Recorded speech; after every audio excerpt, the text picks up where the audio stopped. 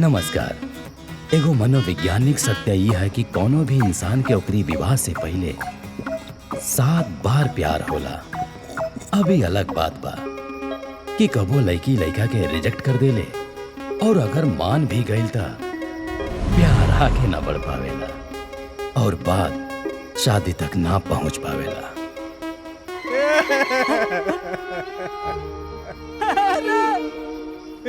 अरे चुप! अरे यार, लोग दारू पिएला गम भुलावे खातिर आ तोके दारू पीते कौन गम याद आ जाला? तोके पता बना हम पुजवा से प्यार करेनी। तो ये में कौन नई बात है? तू तो पुजवा गेल त रिंकिया, रिंकिया गेल त पिंकिया, पिंकिया गेल त उसवा, बाकी कहबा ना। कहले रहनी ऐसे तका भइल गई लड़ी को है। आवा हम तोके बताओ तनी कि का भइल। पकड़ा हमनी संगे फ्लैशबैक का ट्रेन। आवा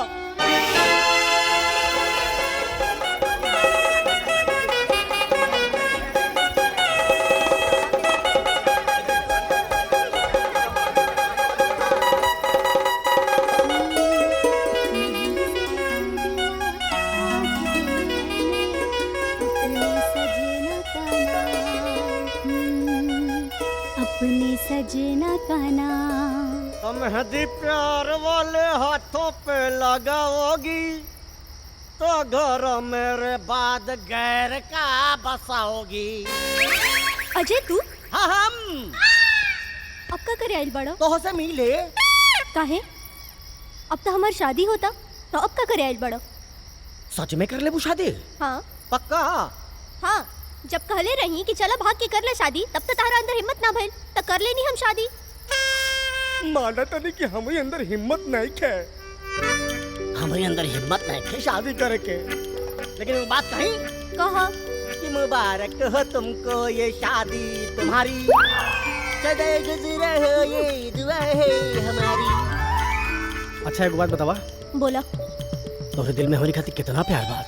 4 आना, 8 आना, 12 आना, 16 आना, कितना? कुछो ना कुछ ना कुछो ना चले कुछ ना खातिर एक बार हमारे गले लग जा। ना एक बार ना प्लीज, पुरनका प्यार खातिर। जा जा जा जा जा। ठीक बा आओ।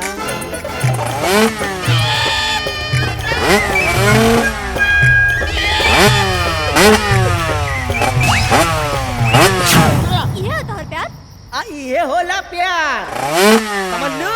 नहीं। आज जहाँ जेबू शादी करके तोहार भतरो ये प्यार करी है। अम्मा पापा चिल्ला लो चिल्ला लो, अपने भतरो का बोला लो, बात करी बात का। अम्मा अच्छा प्यार का मतलब ये होला ना। 29 साल 6 महीना को हो गई नहीं, आज ले हमारी जवानी की गाड़ी की सर्विसिंग ना भाई। होके दे बिहान ले चला थे तो के सर्विस सेंटर, बाकी तेरे बे नानू तू बाड़ा ना।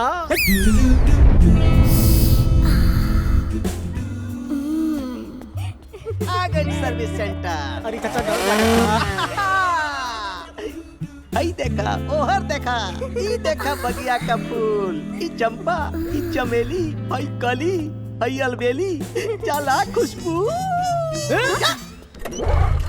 चला चला चला ना। माफ करी।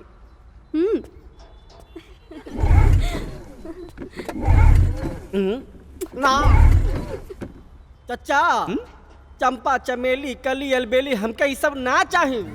अरे तोरे जवानी के गाड़ी के सर्विसिंग ना हो पाई तो जवानी की सर्विसिंग का क्या करी? सड़ल गल फूल पे हाथ मार ले। खुशामदीद खुशामदीद। इत्तर अरे खान आ जनाब, गई। इत्तर खान का सलाम कबूल कीजिए तो। चिन्हा था देखला। बड़ा पहुंच पर तो हर कमाल हो। अरे नया नया मुवक्किल लाए हैं कोर्ट में, पेश कीजिए तो। भतीजा हो हमार। अच्छा, क्या नूर है चेहरे पे, तारीफ करता। माशाअल्लाह, सुभान अल्लाह। तारीफ करा था, कहा था चेहरे पे नूर है तो हुआ का है बे? अबे बोल मत, सेंसर हो जाई। अरे ये सब चंपा चमेली कली सब पुरानी हो गई। इत्तर खान के बगीचे में नया गुलाब आया है। चलिए तशरीफ रखिए। अरे जा चलिए चलिए जनाब, चलिए।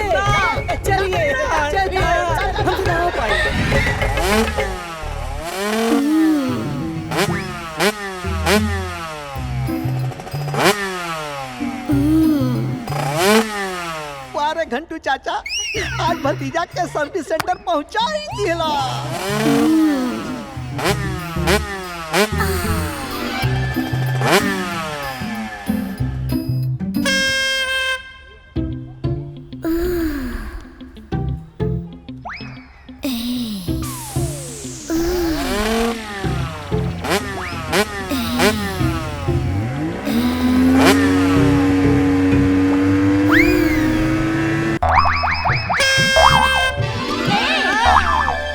कुछ हमार बाकी के कस्टमर खराब होता।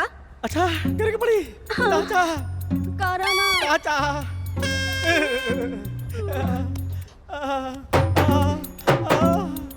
भागा भागा पुलिस